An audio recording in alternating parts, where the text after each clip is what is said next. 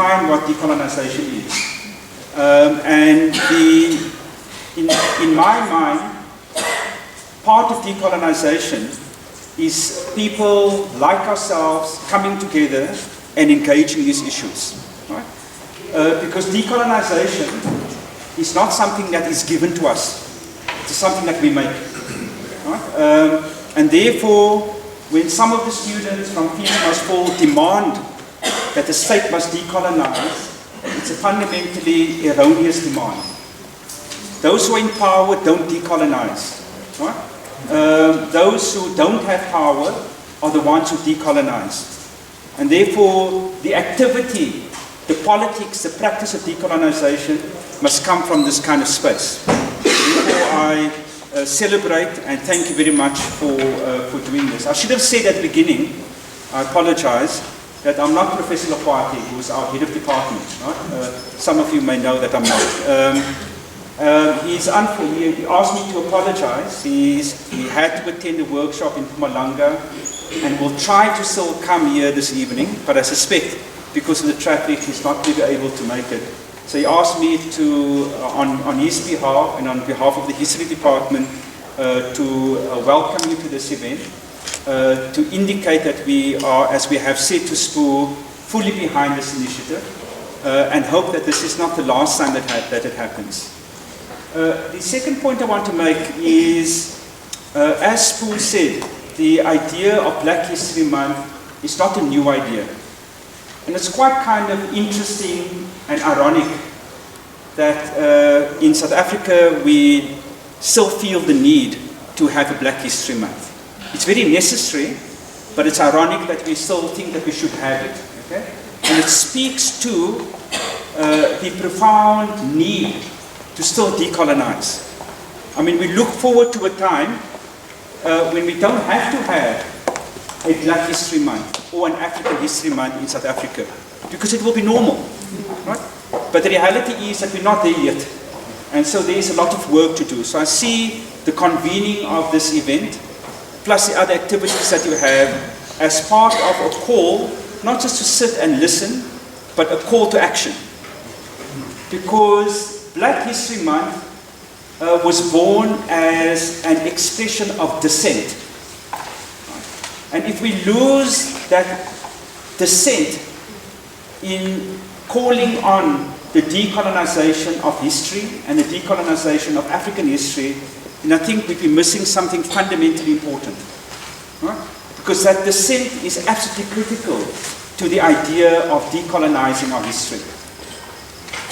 The penultimate point I want to make is really a question, which I hope some of you will think about and maybe will provoke some questions. Because it seems to me that the idea of decolonizing African history maybe precedes something which we have to ask, and that is the need to decolonize history. Okay? Because celebrating, invoking, doing, listing, practicing African history is part of the project of decolonizing history in the first instance. And that's part of the work that we need to do. The second issue is, what does it mean to decolonize African history? And I think it means many things, and I imagine it means many different things for each one sitting here. I said earlier, in my mind, dissent is fundamentally important. The second point I want to make very quickly is that when we think about decolonizing African history, that we must be careful that we don't emulate the kind of histories that have been written elsewhere and simply replace dead white men with dead black men. Because if we do that, then we're not decolonizing. Right? We're simply shifting the color of those who are in power. And so, for me, it's important that we think about what it is that we do and be careful not to celebrate power simply because it has the important political adjective in front of it, African. Right? That there's work that needs to be done at which dissent is fundamentally important. So I've already said far too much. I said I would kind of only welcome you, but I thought I should very briefly raise some of those thoughts in my welcome. I want to make 2 final points before I go. One, we cannot have the decolonization of African history unless African women are at the center of it. If that doesn't happen, then we cannot decolonize.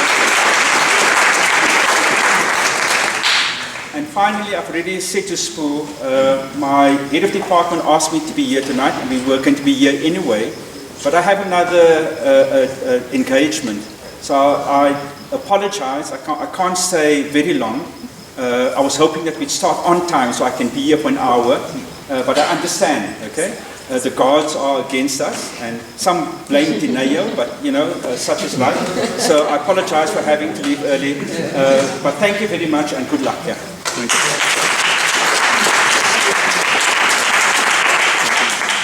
Thank you, Professor.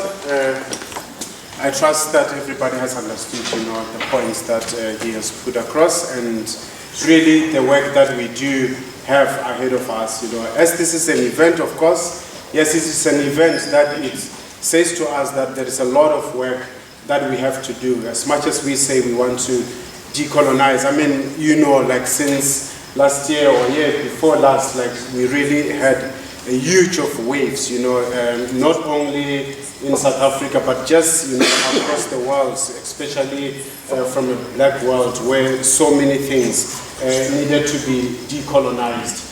And I must say also, as Ecosystem Solutions, which we are in partnership with numerous organizations, including Brother Spoor via Wits University, we are also so happy to have this type of a theme, you know, that we can exercise it and ensure that at the end of the day or after this month, as we're going forward, we definitely understand what is it that we have to do in terms of our history.